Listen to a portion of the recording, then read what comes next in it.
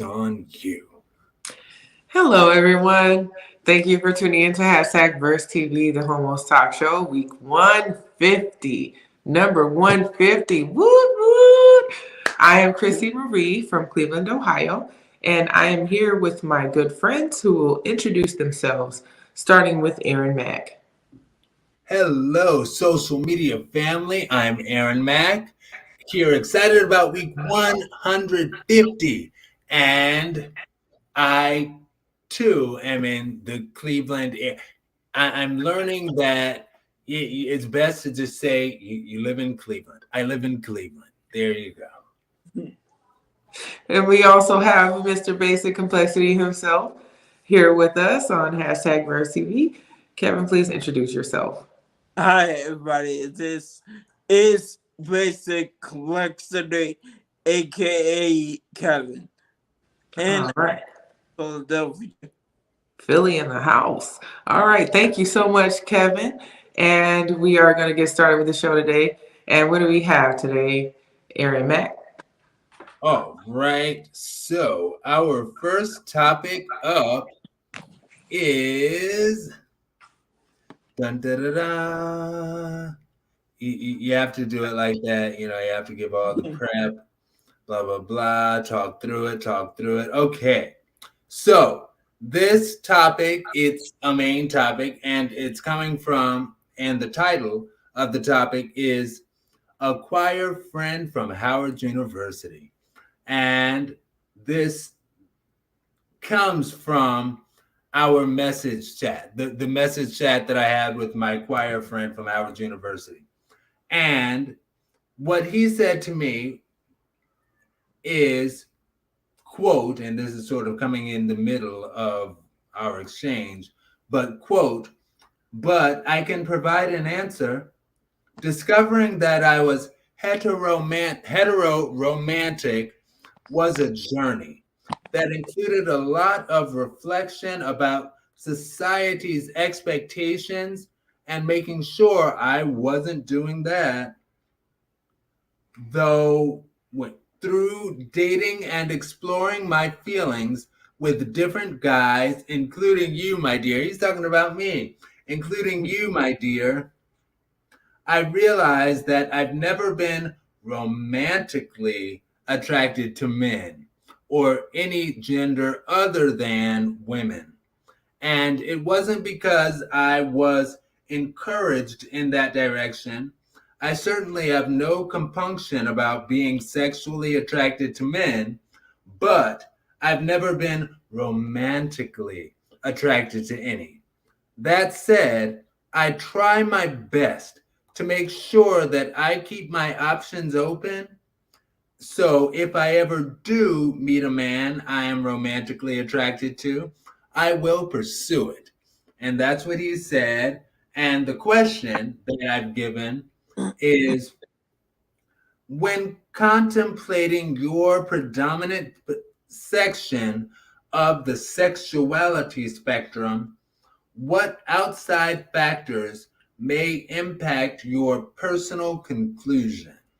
So we'll do the same 3, 2, 1 as we always do, or as we always do as of last show. But 3, 2, 1. All right. So for me, I used to be afraid to be fully myself. I am straight to the next man. Straight to the next man in the three-piece suit. Spend all my dough. Rate me, cutie. Soup, I do be like Subi Dooby too. I like you and your big teens. You give me nice dreams and make me want to scream. Ooh, ooh, I like what you do. When you do what you do, you make me want to shoot. Okay? And that's my Ellen DeGeneres cover of the amazing, astounding Salt and Pepper Soup. Okay? Now, I do acknowledge that there are aspects of my road in this thing called sexuality and homosexuality that have been made easier because I am what some would call a masculine man, a masculine presenting man. I don't care for saying masculine presenting because that makes it seem like I'm putting on a show or trying to be something I'm not.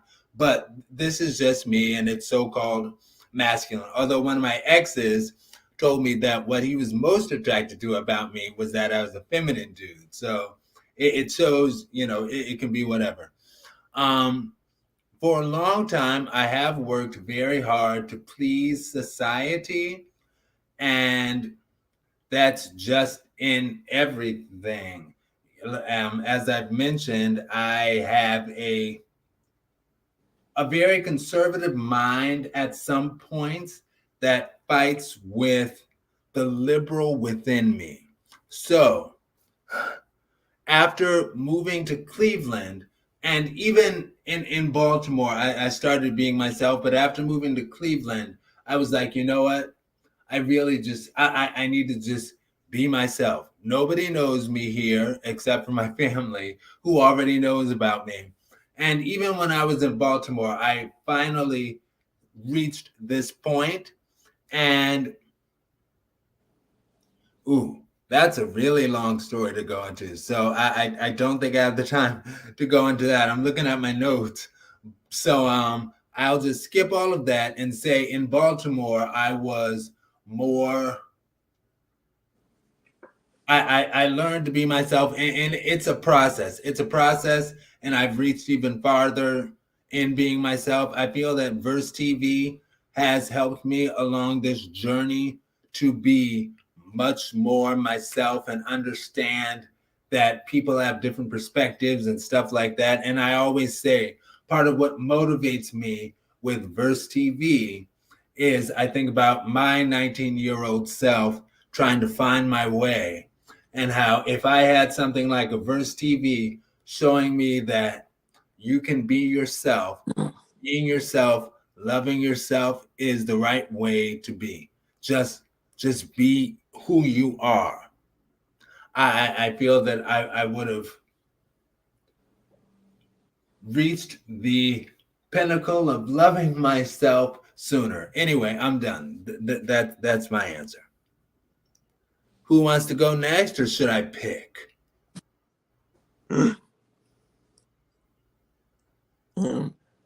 Looks like somebody's trying to unmute. Oh, Kevin. Oh, okay, Kevin.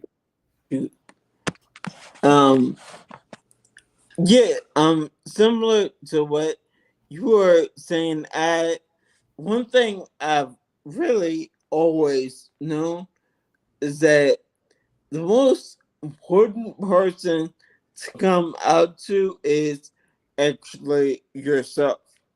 That should be first before anything. But once you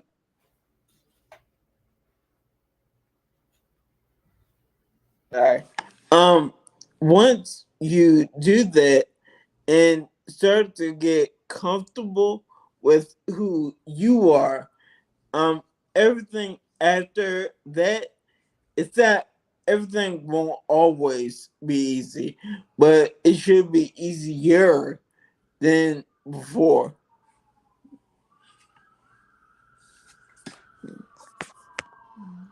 Yeah, accepting who you are is always, no matter what your sexuality, that's very important. Accepting yourself as you are. Anyway, I'm sorry. Was that your whole answer, Kevin?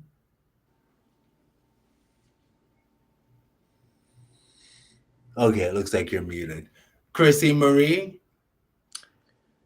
So we're like in the age of influence, and one of the questions that was posed was that the outside stuff that has something to do with who we are individually. It plays a huge part. The things that we grew. I mean, when you say that, I think I can only think in reverse on that, because from the present, then thinking back, upon experiences. I've always known that no one had to tell me who to like and what I prefer or anything like that. Those are always things that were mine without anyone else's influence. And but attraction is a whole different animal, and that is an influential beast when it comes to one's preference in my mind, um, because there are attractive people roaming this existence. So I've always identified as a heterosexual woman. I've always known that I like men, and I predominantly still do. And even though I find women attractive, I find women attractive. And as far as like being romantically or sexually involved, uh, of course, it's up to me to decide whether or not to move ahead on more than just that part. Same with men, it's up to me to move forward. So no matter what society has to say about what they deem as correct or right or wrong, or according to whatever religion or liberal conservative views, um, it's ultimately up to the individual. So speaking for myself, I'm attracted to people, but I know what I prefer as a woman. And honestly, I honestly have not encountered anything that I would romantically entertain, uh, even from a heterosexual point of view. Like there are things, there are people men that I would entertain because I really do love men. Um, but they're not always so attractive. Like they're attractive physically, but other than what they have anatomically that I'm attracted to, um, I don't know. It's really easy. Like I really think I identify as a sapiosexual. Like, and I know for sure that I do. Like I'm attracted to intelligent people, but you know, I have a really refined taste when it comes to stuff like romantic interaction. So, effort and consistency are like top tier to me, and intelligence, then effort, then consistency, in that order for me. And that's my answer. I agree. I think the reason that I perhaps shy away from and this is my follow-up answer really quick, but I am very attracted to intelligence as well. And there are women that I've been like, she's in a oh no. Are you still? Oh, he's right there. Okay, sorry, but there are women that I've been like, she's an attractive woman, but it's kind of like it's not like she's an attractive woman, so I want to have sex with her because of her intelligence. It's like she's an attractive woman. I can acknowledge she's an attractive woman. And that's just kind of where I am on that. Anyway, Can I but just say just from what you just said, like yeah, I have the same type of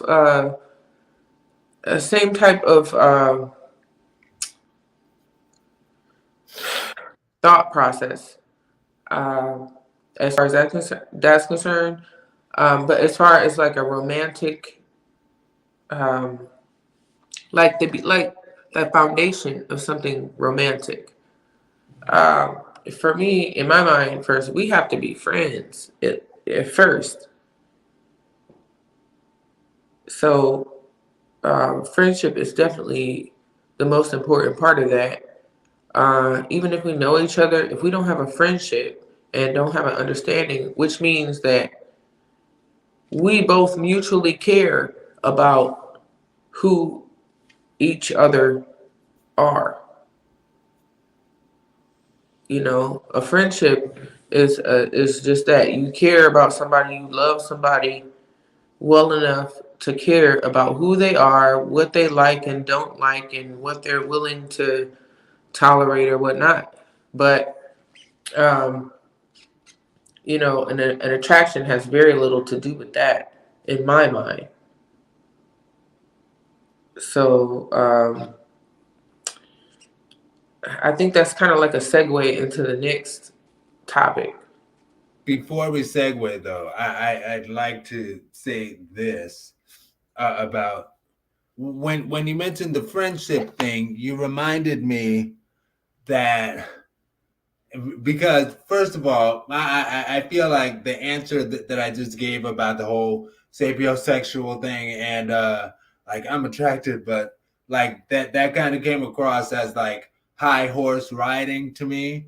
So I will also say there was a time, honestly, and this actually really connects with the topic because this was me trying to please society in my society pleasing days that I was like, maybe what I should do is connect with a woman who we can be friends and marry each other as friends and just live that life. So on the outside, it will still be accepted by society because it's still a man and a woman, and we could marry as friends and just be together and maybe sex would be a part of it, maybe not, who knows? But we would just get married like that because I also remember hearing about and that I'm glad I'm an 80s baby, but it's my understanding homosexuals in like previous generations would off like that would be a thing. And I forget what they call it, but it happens so much that it actually has a name. When people would get into these marriages just to be friends, to live the life of a heterosexual couple on the outside. Oh, sort of like an arranged marriage, Well, nobody else was a but see. it's similar. Uh, well, Even if it's I not can't. like a predisposed thing according to religion, it's similar to that. Well, yeah, it's probably why they're doing it. Uh, Yeah. would you say that? Like, you know, like there's I'm sure because I've had discussions with women who thought the same way, and they're like bored with, you know, they don't, you know, they know that they understand that there is this, you know, society, and everyone's society is different. It's not just the society of the collective, it's the society of your culture, you know. It's a Right. cultural thing on top of, you know, it's like a brick on top of a brick on top of a brick of a foundation of things that have nothing to do with an individual, if that makes sense. Does that make sense? Well,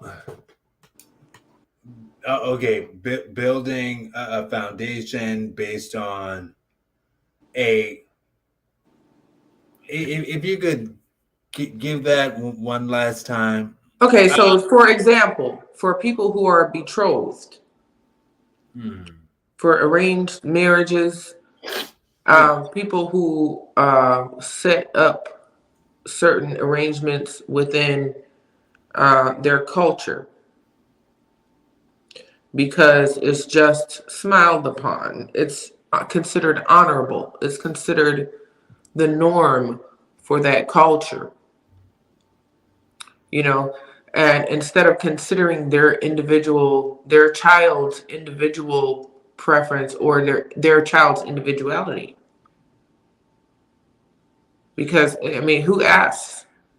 The expectation is that you get married and have children and have a nuclear family and you live out in America, especially an American dream with a white picket fence and everything like that. You have a retirement plan, you have children, all that, you have a lineage and everything, which is it's nothing wrong with that.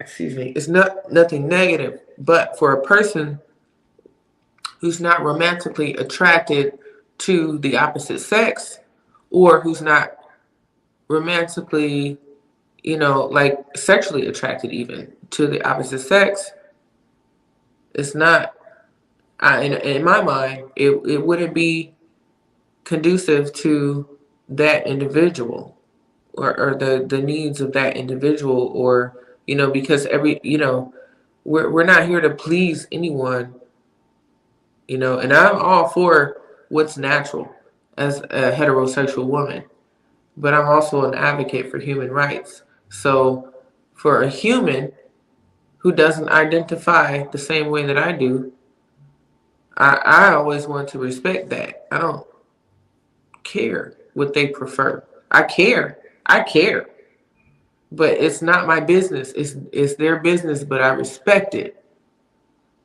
Yeah. And that should be respected among the whole. All right. So it's just in my mind. All right, we can move on. Correct. All right. And I'm sorry, you guys. I don't want to be embarrassed on camera because anyway. But so the next topic is it's a video. Are we ready for a video? Yay. And this is In My Mind, parte un.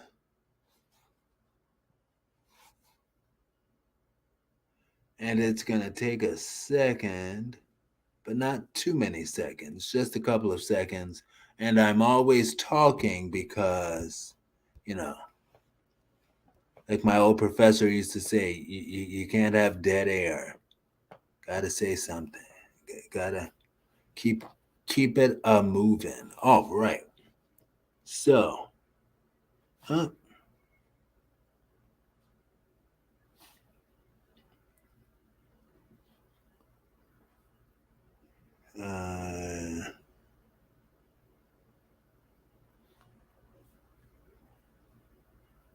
sharing screen works best on a good computer.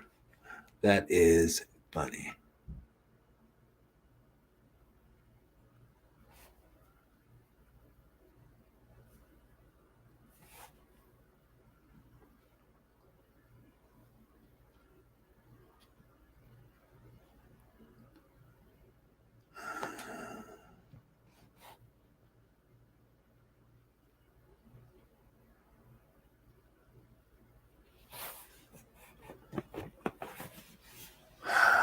Okay.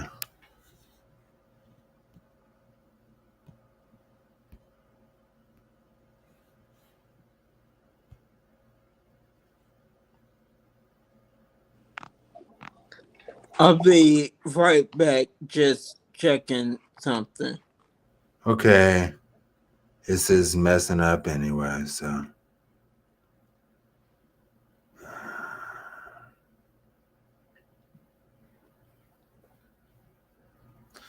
StreamYard can be very disappointing.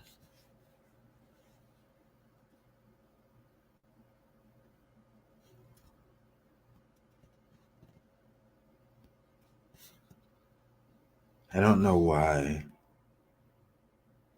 I don't know why it has to be this way.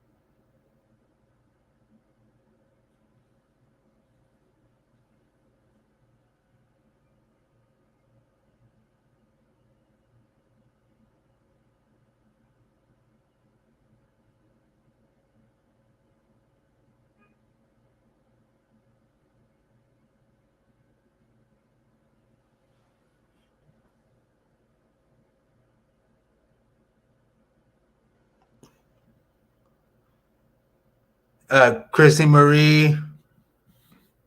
Yes. Okay. I don't know.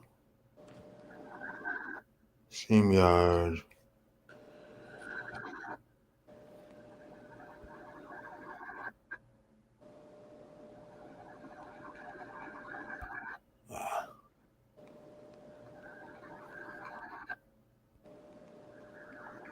We are live. And live audience, thank you for your patience. This is ridiculous, but we are making it through.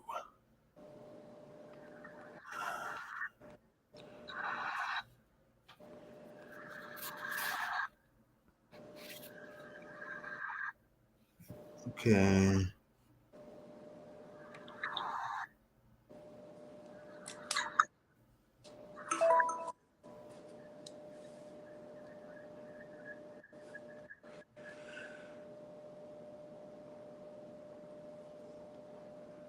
All right. So, after our moment, here we go.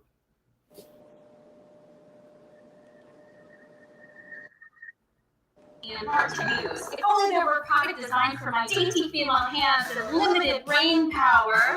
Introducing the laptop for her. It's tiny and pink and reminds her to take notes in meetings. Finally, someone understands. Hey, can I try that? It's perfect. Remember to add an exclamation point to that email. Todd knows you're not mad at him, so Todd knows you're not mad at him. And it only costs $300 more than the version for men, because you know it's pink. And it matches my bow. This laptop will help you run your respective workplace where you can men, so that you're professional but not too obvious, and not intimidating all of your fellow employees, and remember to speak up but not too loud. And by the way, laptops are gender neutral in whatever color this is absolutely yeah. Ugh, this laptop is just too manly and hard to use. If only there were a product designed for my dainty female hands and limited brain power. Introducing the laptop for her. It's tiny and pink and reminds her to take notes in meetings. Finally, someone understands. Hey, can I try that? It's perfect. Remember to add an exclamation point to that email so Todd knows you're not mad at him, so Todd knows you're not mad at him. And it only costs $300 more than the version for men, because you know it's pink. And it matches my bow. This laptop will help you run your respective workplace where you can men, so that you are professional but not too accomplished, as to not intimidate all of your fellow employees, and remember to speak up but not too loud. And by the way, laptops. All right. So, here we go. And 3, 2, 1. All right. So the question, this is an In My Mind segment. And for this In My Mind segment, after Cardi B gets out of the way, and after all of this, because more stuff. And for this In My Mind segment, the additional question is the main questions for In My Mind. What is in your mind after hearing this? What's your reaction and why? And share a life experience you've had that connects to this. And the additional question is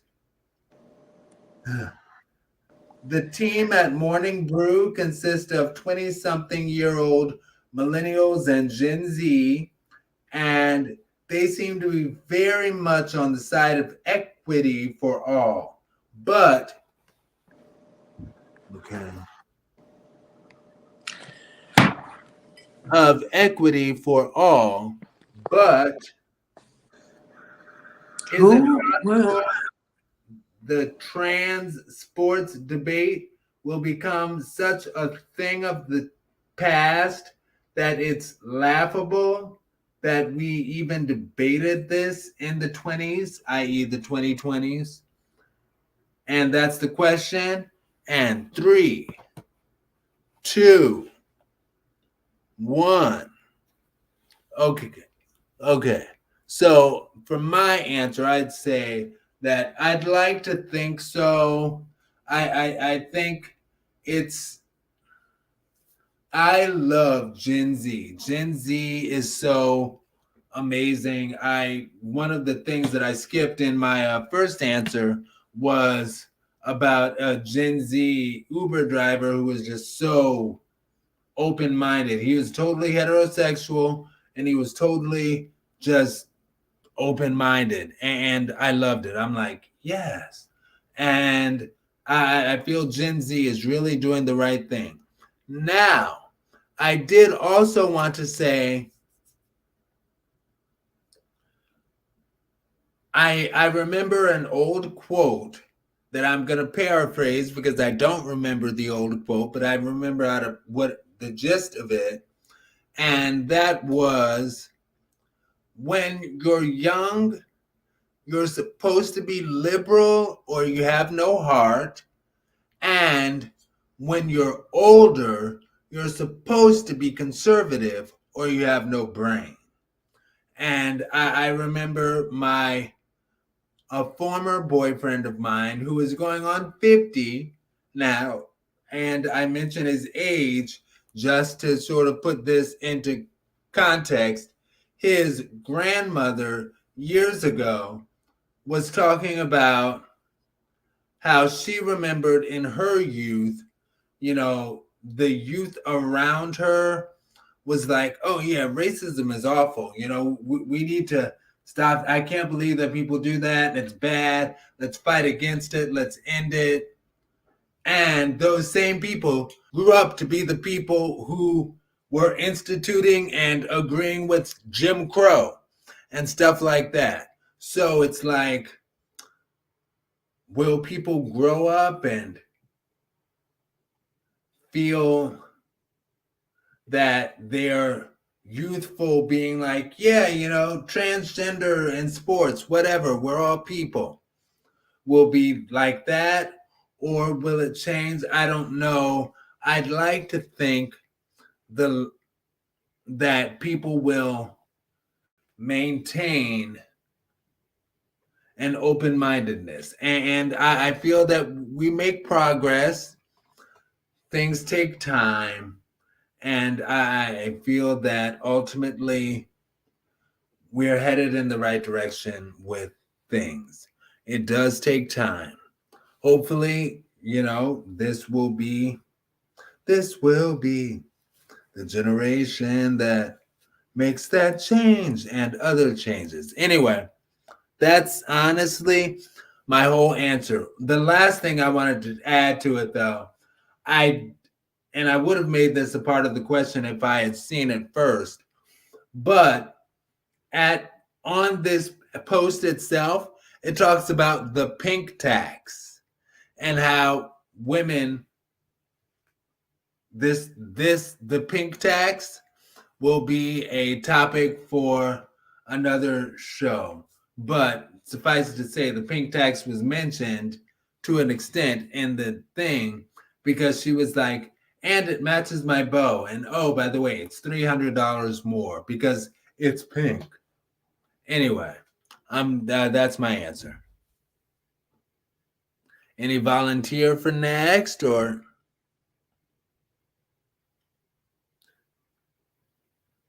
Chrissy Marie is saying Kevin. Okay, go ahead.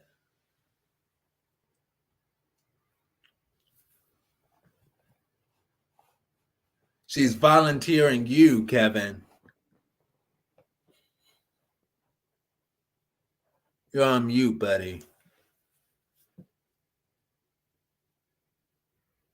You're on mute, Kevin.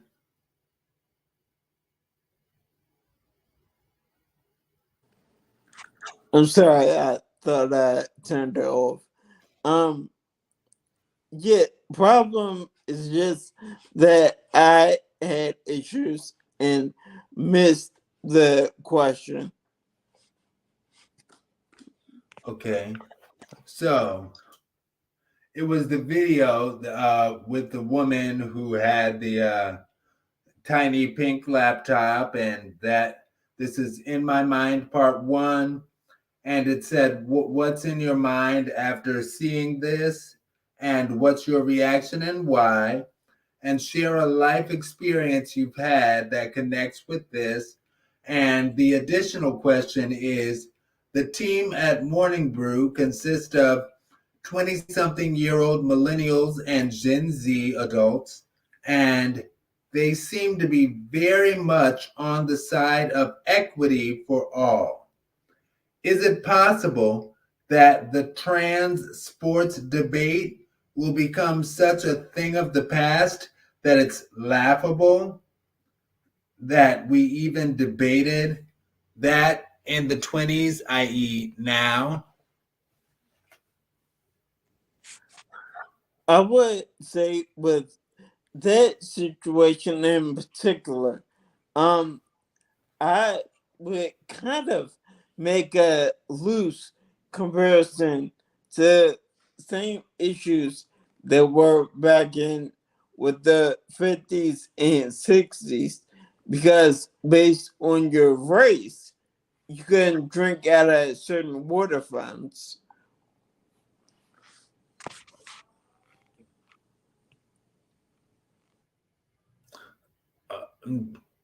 Oh, okay. So you're saying to the extent that we've made progress beyond that, you feel the trans thing will make progress beyond that as well?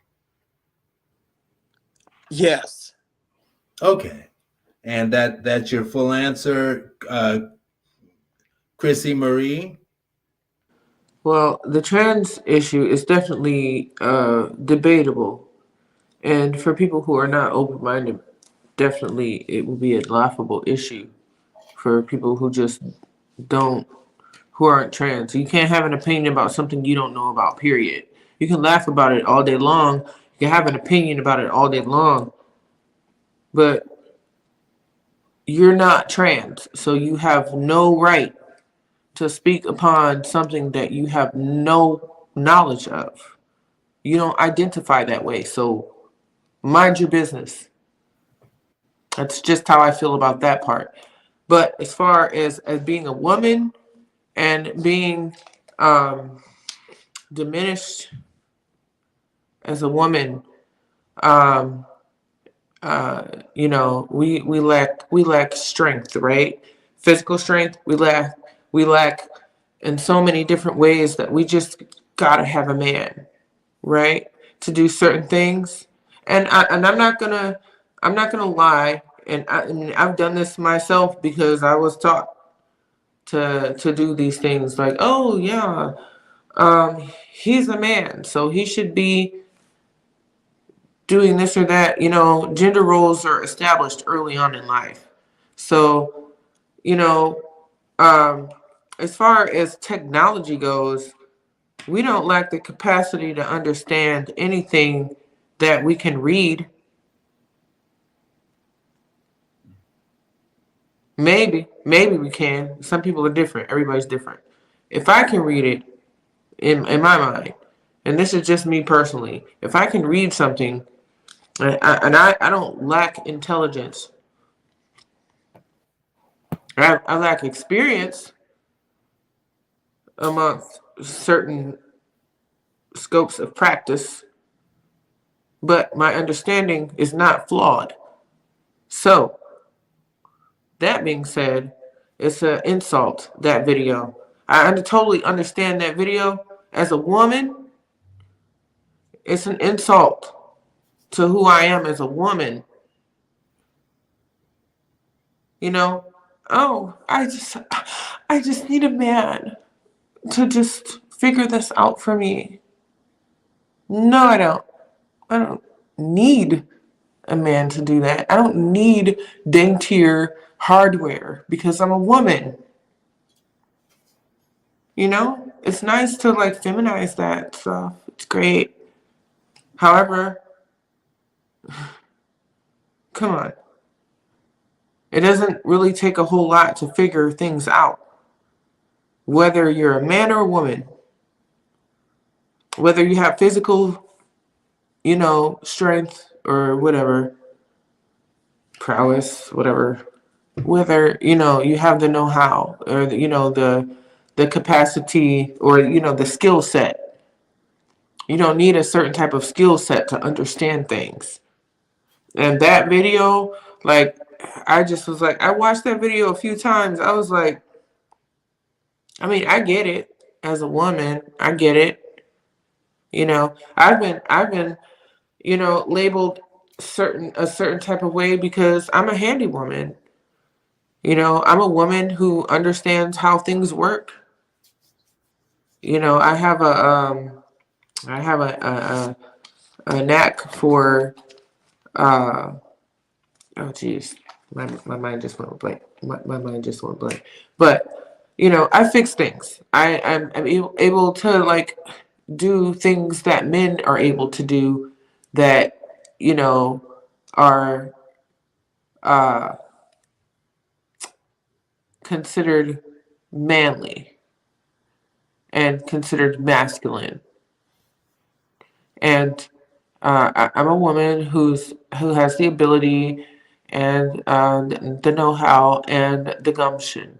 I'll get up and do it because I know how to do it, and because not just because I have to, but because I know how, and I don't need anything to be like downsized to fit my femininity. So it was definitely an insult watching that video. Like, I totally understood the cynicism behind it. We don't need that. We don't need, we're partners to our male counterpart.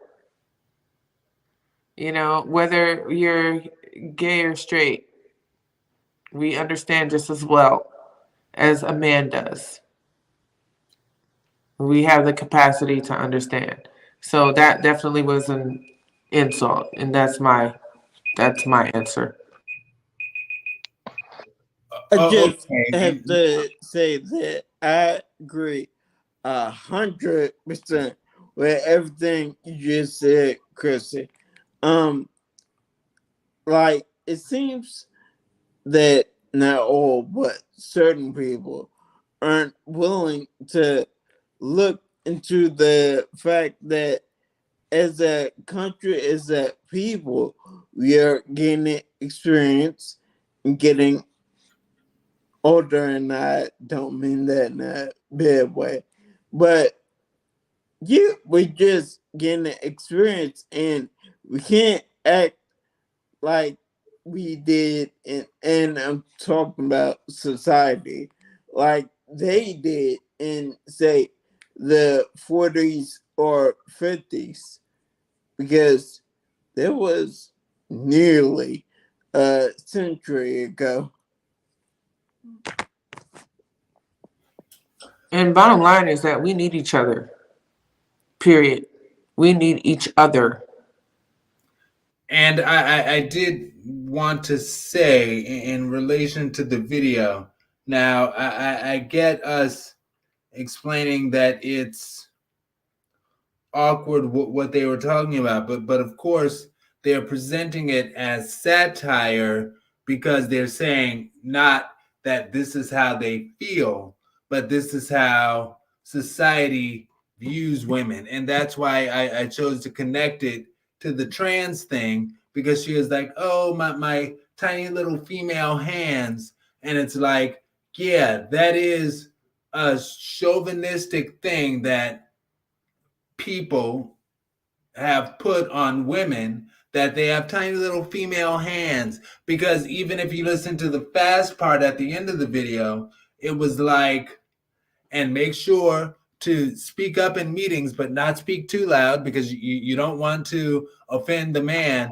And I loved it when they were like, and be sure to put an exclamation mark at the end of your letter to Todd to make sure that he knows you're not mad at him. And the woman is like, yes. Oh, okay. That disclaimer had me rolling on the floor. I ain't even gonna lie. That disclaimer was so hilarious. Like, I was like, what the what? For what?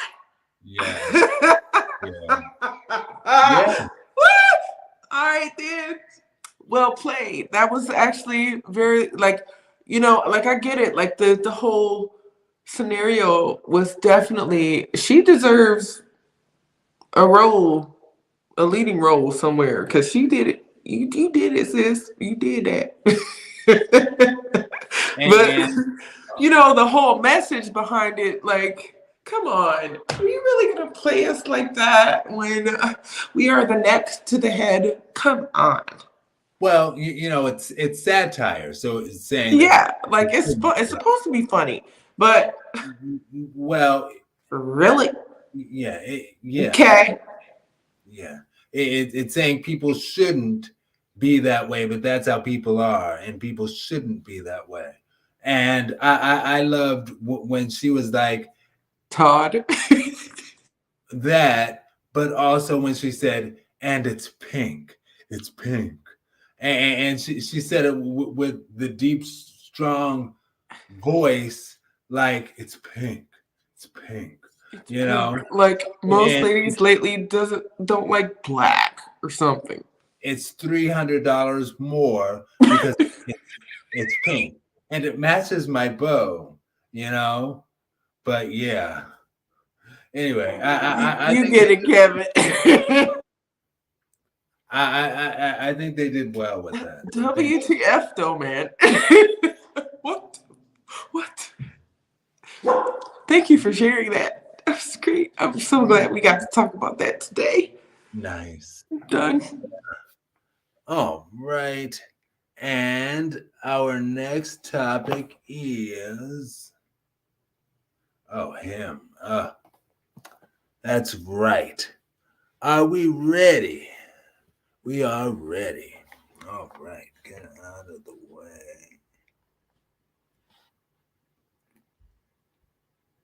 And everybody, if you can mute yourselves. Did you hear echoes when I played that video? I'll still try to mute myself. Ugh, this laptop is just too manly and hard to use. If only there were a product designed for my dainty female.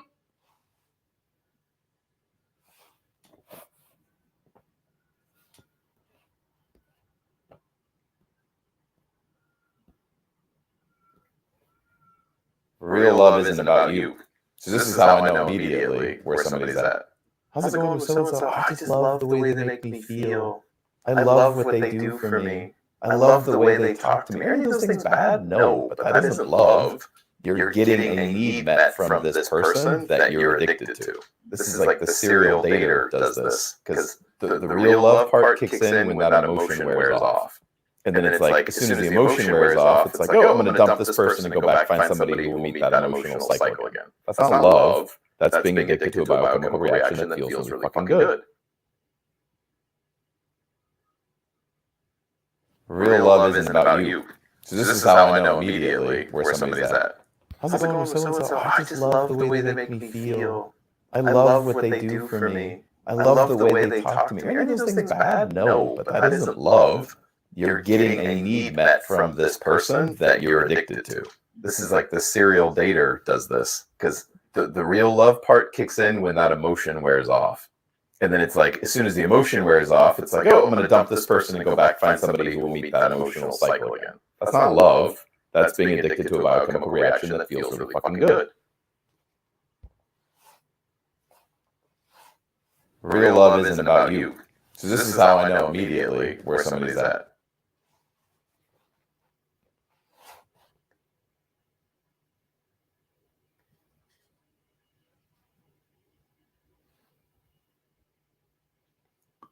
All right.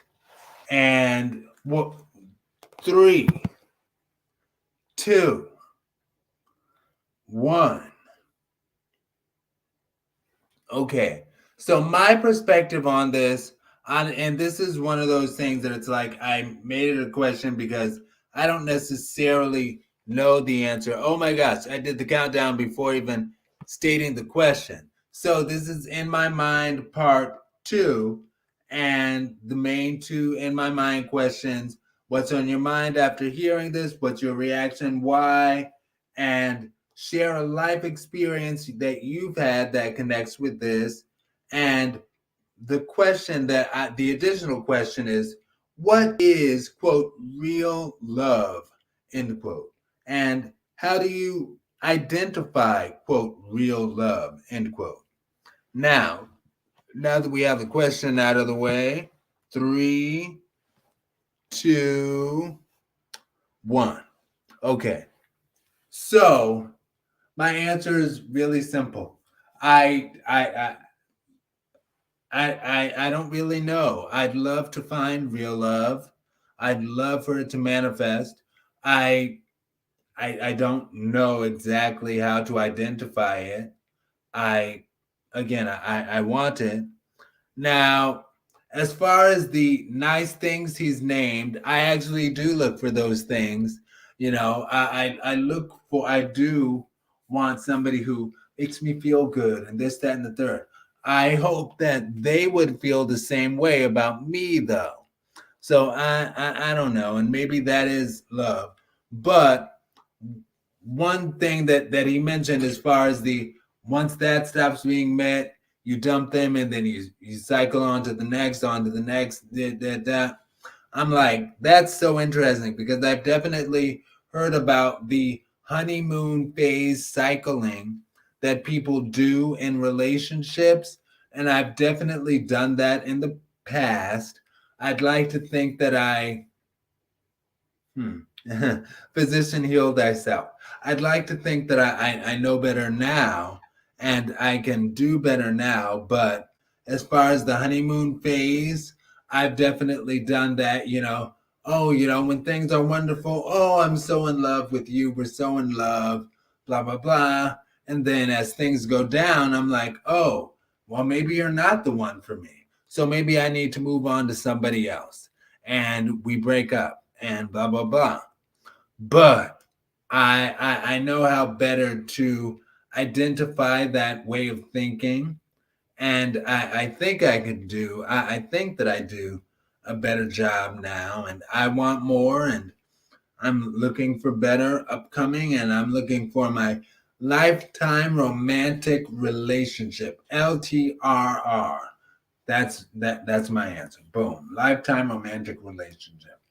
I do want it to manifest one day. He will come. He will find me. I will find him. Next. Chrissy Marie. So as far as love not being about you, I don't completely agree with that. It's not about you, but it is. But mostly it's not. In my mind, love is a sacrificial energy. It's about giving more than receiving. It's about understanding. It's about a completion that is more for someone to be, for someone who doesn't see um, some things about themselves and outside of themselves. Um, it's about more so about giving than getting.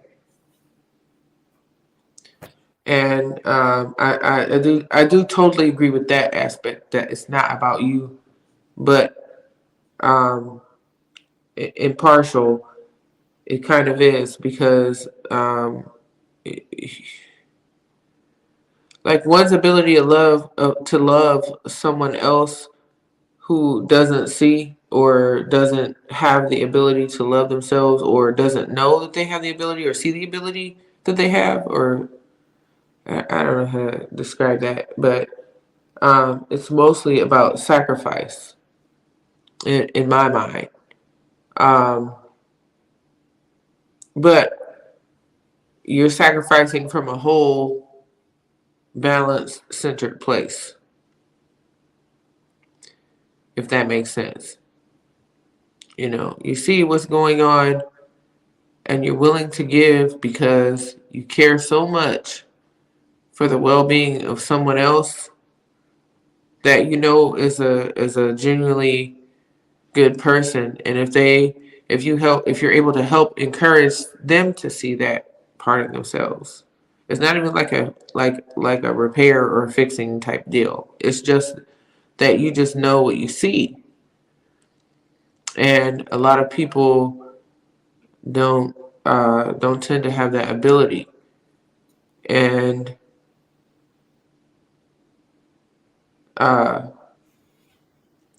serial dating, as far as that's concerned, like you gotta like recognize that part right away. Some people just don't have the ability to see. If they do, they just don't want to, or something. I don't know. But I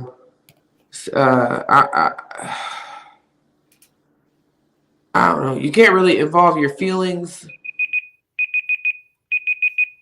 in that, but I agree with that. That loving someone isn't about you. And personally, my experiences have totally shown me that it's just not about me. Even if I expect to get something back, or like even if I don't expect to get something back, whatever I get back is the authenticity of that experience. So we're dealing with people. So I just agree with that first line. When you love someone, it's not about you. It's about what you see, and about what you know, and how it's similar to politics almost. Like what you want and how you go about getting it, but you don't really want anything in return. You just know that somebody is going to have some type of return by being a certain type of way, by knowing that they're a certain type of way, but they don't recognize who they are for real. Does that make sense? Some people don't know who they are.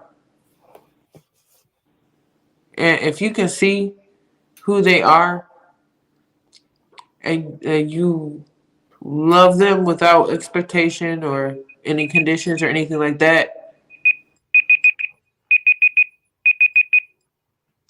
All right, that's the alarm. So that's a vast question. So I'm gonna just leave it at that. Okay. Kevin?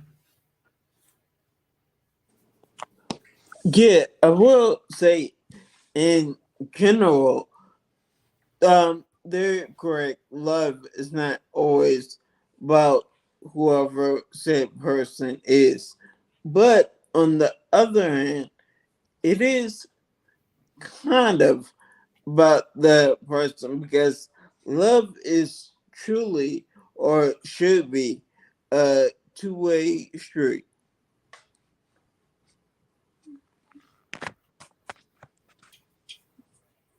All right. And any follow up, anybody? I.e., Chrissy, did you? Sure, I agree, Kevin. It is a reciprocal thing, but some people don't realize what love is for real. A lot of people are selfish and not selfless. So it doesn't matter if you're a selfless person, and most selfless people understand what love is, but most selfish people really do not. They're all about what they want and their benefit and making sure they're okay. And they're really not. And they don't even realize that they're not okay. Superficial things might allude to that facade, but it's really not a reality for them. They're really not okay. And they live in fear. They walk in fear. That's why they're selfish. And just my opinion from observation, I'll be 40 this year. I haven't been here that long. So, just from what I see so far, what I've seen so far, people who are selfless understand the reciprocity of that, which you just said. But people who are selfish won't. They don't care. They don't care. They just care about what they want. All right. And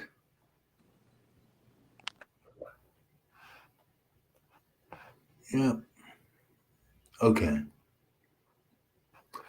And our next, we lost Kevin. Aaron, you didn't answer. No, I did. I went first. You did. Yeah, I didn't have a long answer, but my answer was I said I don't really know, and then I spoke about the honeymoon phase and how I will do that cycle with people, and I'm trying to do better, but physician heal thyself. Oh, here's Kevin. All right, and now we're sharing this.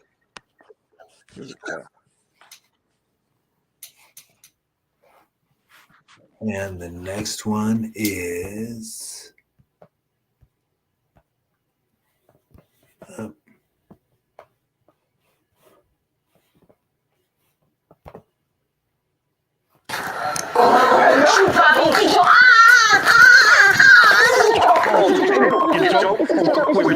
Okay, I know these TikTok pranksters are annoying, and it's fun to watch someone go WWE on their ass, but this video is faker than my dad's love for me. I mean, look, the way the guy gently set him down on the floor like he didn't want to hurt him, and their audio's just a little too clear, like they're mic'd up. I mean, it's funny, but it's fake. Everything influencers do is fake, except for me. Everything I do is real.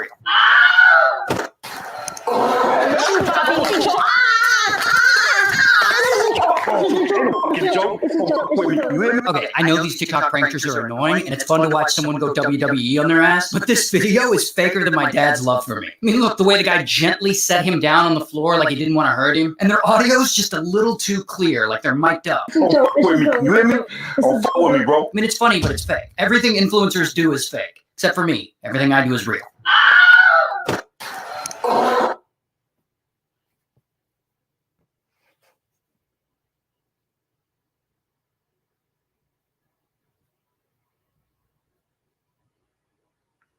all right. So the question for this one is, again, this is in my mind part 3. I held up 2, but it's 3. And the first question for in my mind is, what's in your mind after hearing this? What's your reaction and why? And share a life experience you've had that connects with this. And my additional question, people doing extreme things for likes is kind of in the same vein of news focusing on the negative to increase viewership. What are some possible alternatives to building an audience? 3, 2, 1. Okay. So, So go oh, ahead. okay. Well, actually, oh, okay. Yeah, I didn't realize you were saying something, but yeah, I don't have to go first all the time. Go ahead, Prissy Marie. I was gonna say that fella gave me like straight Christopher Walken vibes with the hair and like straight up and the whole look like straight Christopher Walken. Um uh and as far as like these doggone TikToks and stuff with the prank TikToks for the likes, I don't really consider them extreme. I just think that some people like pranks and like like playing jokes and like laughing. So they do things like that because they know that it's possibly funny, but it's also risky. So it can be labeled as extreme for that reason. Um, some things can be extreme, like what? Where was he at? Like in a hardware store or something? Like in a Home Depot? But you know, and then his description of the whole thing was like, oh yeah, he just laid him down gently. It was like, it sounds like it was like something that was like totally like maybe something that was probably pre-planned or whatnot. Um, maybe, it kind of did look that way according to that video. But possible alternatives would be to like approach people and be like, "Hey, listen, would you be willing to participate in a prank video for my TikTok?"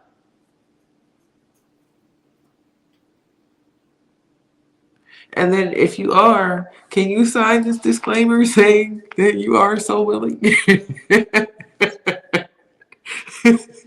Seriously, because and then like put some steak on it, like pretend like you slamming me. Like that's kind of like the whole thing that I got from that whole visual. So, possible alternatives, people doing extreme things for likes. Me, in my mind as a woman, people doing extreme things for like is like all that twerk stuff. And half naked stuff, like that's extreme to me. Like you don't have to take your clothes off for people to like you. You don't have to do like if that's yours. There's this one person who is he does pole dancing and stuff, and he bad. Okay, he do it. With the locks and stuff. I follow him on Instagram. I can't recall his name. I should have written that down. But he does what he does, and he does it well. And he does it probably better than a lot of women I see. Um, and I don't believe that's extreme, but he does his doggone thing. It just depends on what one deems as extreme because some people are into like the drama, but as far as the possible alternatives, that'd be a possible alternative if you out in the public and you just pulling pranks and stuff. Like approach them beforehand and say, "Hey, listen, would you be willing to participate in this?" It's my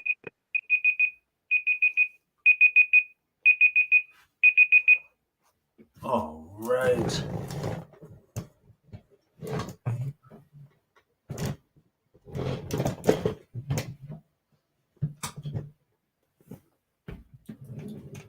Okay.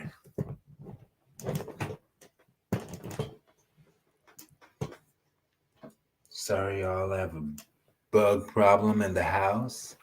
And It's getting better, though. It's getting better. Anyway, so my answer to this question is,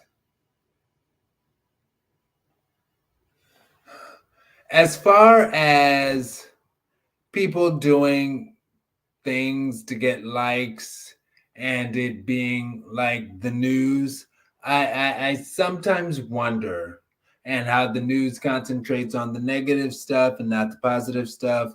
I wonder if it's like a self-fulfilling prophecy, because at this point we're just so used to hearing that, oh, well, people don't watch good news and people aren't interested in clicking like on happy TikTok videos. They only like drama. So it's like, I wonder if it's that. And I connected to hip hop music's major change in 1991, and Crazy Bone of Bone Thugs and Harmony, Team Gemini, read the letter on that was written actually as written to suffice it to say, look it up. Crazy Bone read the letter. It's true tea. I've heard it years ago, actually, even before Crazy Bone did it, but he did it recently, talking about how they suddenly shifted hip hop music in 91 to basically get more people to go to jail because they were trying to get more money for private prisons, or get more money from private prisons. So they were like, we'll put people in jail by glorifying this other life, instead of glorifying the positive things, because hip hop used to be more positive. I mean, like Arrested Development, Mr. Window, stuff like that. But it suddenly shifted. And as a 1983 baby, I remember that shift. And it was just like, what? And then people would be on TV talking about, well, we do music like this because this represents our real life. And then it became, well, we promote music like this because that's what people want to hear. Going back to that Ray William Johnson video. Yeah, I wonder if sometimes some of it is just that we're kind of conditioned to be like, this is the kind of stuff that we like to see. We like to see wild things happen. Now, as far as what I thought about the video, though, I had to bring up, I believe, and maybe I'm wrong, but I believe, and just let me believe it, that the two guys were like an older gay couple. And I'm like, that is so cute. I love it. Anyway, that'll be, anyway. That's pretty much my whole answer. Kevin?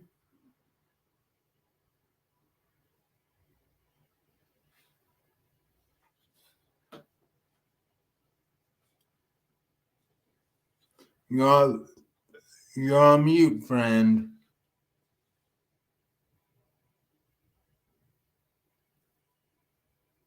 Are you frozen? Oh, okay. Let's give it 30 seconds and then we'll just move on to the next topic off of live, because we turn off the live stream for this one, for these last two.